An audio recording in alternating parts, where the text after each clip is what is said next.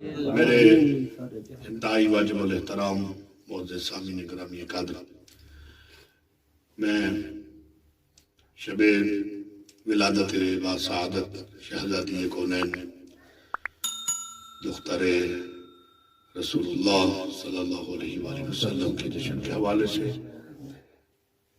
چند شہزادی کے فضائل جو ان کے بابا نے اپنی وحی سے تلی زبان سے ارشاد فرمائے۔ ماشاءاللہ جشن کا ماحول ہے۔ ہمارا تو یہ عقیدہ ہے کہ آل محمد کے ذکر میں آپ کی اگر فکر بھی استعمال ہو تو وہ ثواب ہے۔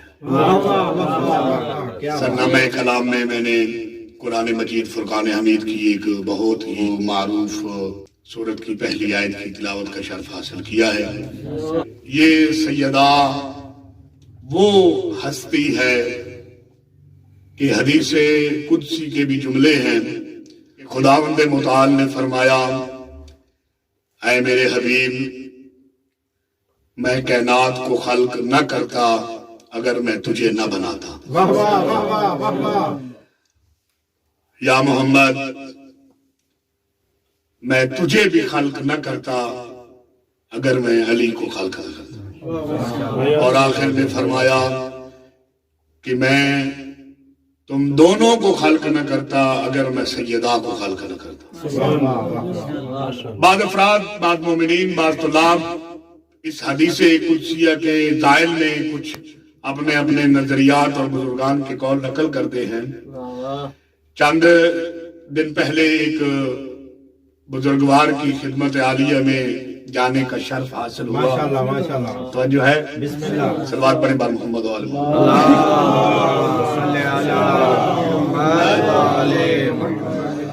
وہ یہ فرما رہے تھے کہ تمہیں اس حدیث قدسی کے حوالے سے مشکل کہاں پہ پیش آتی ہے؟ سیفی صاحب بزرگان ہیں، توجہ فرمائیے گا۔ وہ یہ چاہتے ہیں کہ اس حدیث قدسیہ میں کہاں سے آپ نے سمجھا ہے کہ ایک کی فضیلت بیان کرنے سے دوسرے کی فضیلت نہیں؟ واہ واہ واہ واہ، یعنی ایک وجود مقدس کے خلق کرنے سے دوسرے وجود مقدس اس کے تحت آتا ہے۔ اس نے کہا تمہیں وہ غدیر کا وہ جملہ یاد نہیں کہ جس میں اللہ نے پاک پیغمبر سے سورت قرآن میں یہ ارشاد فرمایا کہ اے میرے حبیب، اگر تو نے یہ کام نہ کیا تو رسالت کا کچھ نہ کیا۔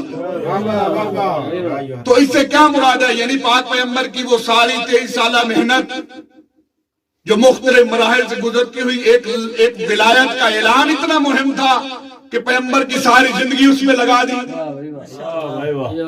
یہ افضل و مفضول اور یہ وجہ خلقت، یہ اس کا ہرگز معنی نہیں، کیونکہ اگر آپ دیکھیں تو وہاں اللہ نے جو لفظ پہلا استعمال کیا کہ ہم نے جو کچھ تم پہ نازل کیا، اس کا مطلب ہے کچھ پہلے نازل ہو چکا تھا۔ تو جس طرح وہاں آپ اس بات کو یہاں منحصر نہیں کرتے، یہاں آپ یہ بیان نہیں کرتے کہ وہ امر ولایت برابری کا یہاں سودا نہیں ہے۔ جہاں وہاں تشریح کرتے ہیں یہاں بھی حدیث قدسی میں یہاں کسی کو کسی پر موقوف مت کریں۔ یہ ایک سیدہ کی فضیلت کے اور ان کی معرفت کے پہلو کو بیان کیا جا رہا ہے۔ اسی طرح جو حدیث قصہ کے جو جملے ہیں وہاں بھی بعض اہل علم عزیزان محترم، جہاں اللہ نے ہمارے دنیا کا بھی یہ دستور ہے، میں نے پہلے بھی شاید عرض کر چکا ہوں کہ جب بھی کسی کا تعارف کروایا جاتا ہے تو اس ذریعے سے تعارف کروایا جاتا ہے جو ذریعہ مشہور ہو۔ مثلا رہبر کے بیٹے ہیں یا ان کا باپ رہبر ہے، یا یہ جو بھی جس حوالے سے شہرت یافتہ ہے اس کے حوالے سے تعارف کرایا جاتا ہے۔ یہاں بھی اسی طرح یہاں کوئی مشکل پیش نہیں آتی۔ جب جناب جبرائیل نے میں تو یہاں آ کر بعض بات سوچتا ہوں اور سوچتے سوچتے جب کسی نتیجے پہ نہیں پہنچتا تو بارگاہ فاطمہ معصومہ میں چلا جاتا ہوں، وہاں شہزادی سے عرض کرتا ہوں آپ کے فضائل ہیں اور اللہ نے آپ کو عطا کیے ہیں، ہماری سمجھ سے جو کام باہر ہے۔ کبھی وہ جبرائیل کبھی سیدہ کی چکی چلاتے ہوئے نظر آتا ہے، وہی جبرائیل کبھی مسجد نبوی میں پیغمبر گرامی اسلام کے پاس آتا ہے، وہی جبرائیل کبھی دروازے میں کھڑے علی مرتضیٰ کے پاس آتا ہے، وہی جبرائیل کبھی حسنین کا جھولا جھلانے کے لیے آتا ہے۔ جب یہ بلک وقت ایک ہی چادر میں اکٹھے ہوئے تو جبرائیل پہچان کیوں نہ سکا؟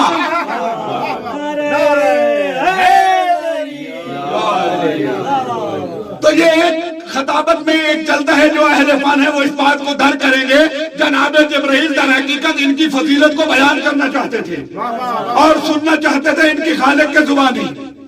تو جب سوال کیا کہ اے میرے خالق و مالک، اے مجھے مقرب بنانے والے خدا، یہ چادر کے نیچے کون ہے؟ تو دیدان محترم خدا نے فرمایا، اللہ نے فرمایا، حدیث کسا کے جملے ہیں، ہم فاطمہ و ابوہا و بالہا و بنوہا۔ اللہ جانے تمہاری چوک پہ میں صدقے جاؤں حسنین بھائی، میں نے کہا تعارف اس سے کرایا جاتا ہے جو چیز مشہور ہو۔ پیغمبر گرامی اسلام علی مرتضیٰ اور حسنین کریمین کی موجودگی میں اللہ کی بارگاہ میں جو صاحب فضیلت ہے اسے تو فاطمہ زہرا کہتے ہیں۔ لوگ کہتے ہیں کہ آپ کی محبت کو دیکھتے ہوئے ہم ایک حدیث پر پڑھتے ہیں، میں کہتا ہوں کہ میں آپ کے جشن کے اس ماحول کو دیکھتے ہوئے پیغمبر گرامی اسلام کا وہ مشہور و معروف فرمان نقل کرنا چاہتا ہوں جو خود پیغمبر گرامی اسلام نے اپنی صدیقہ طاہرہ راضیہ مرضیہ بیٹی کو سنایا۔ عظمت خاتون جنت بلند تر صلوات۔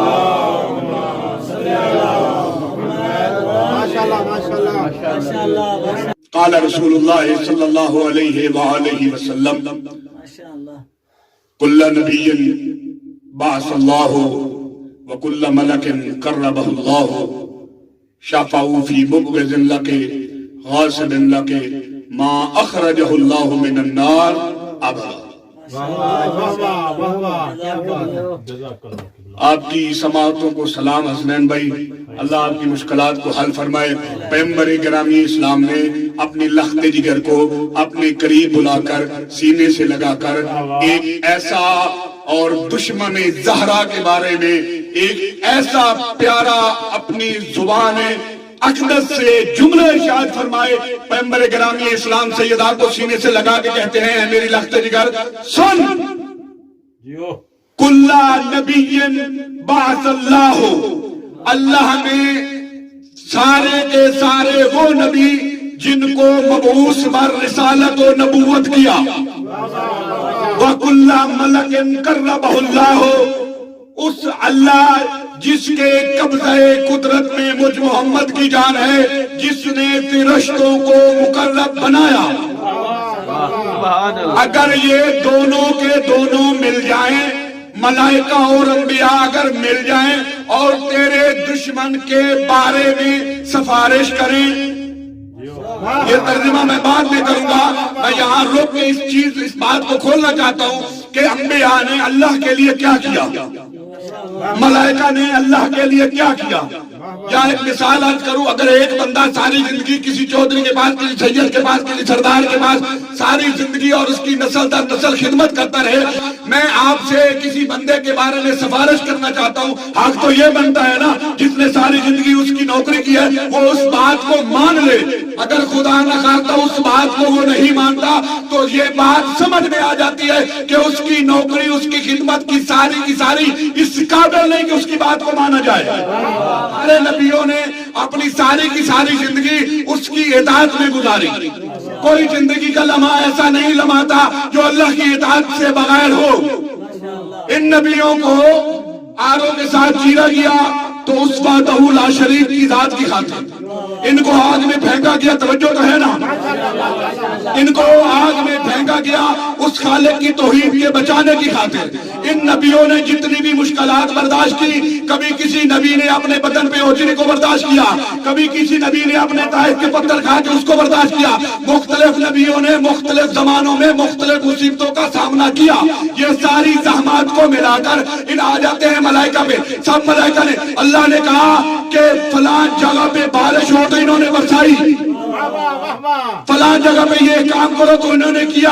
اگر میں ان جملوں کو آسان کروں تو اللہ نے کہا کہ تم رکوع کرو تو انہوں نے رکوع کیا، اللہ نے کہا تم قیام کرو تو انہوں نے قیام کیا، اللہ نے کہا تم سجدہ کرو تو انہوں نے سجدہ کیا، اللہ نے جیسے جیسے حکم دیا انہوں نے ویسے ویسے اطاعت کی۔ اگر پاک پیغمبر فرماتے اگر یہ سارے مل کے اے فاطمہ تیرے دشمن کی سفارش کرے کہ انہیں جنت میں ڈال لے، اللہ میں رسول کہتا ہوں کہ ما اخرج اللہ من النار ابدا، جنت تو دور کی بات جہنم میں ہمیشہ رہے گے۔ نعرہ حیدری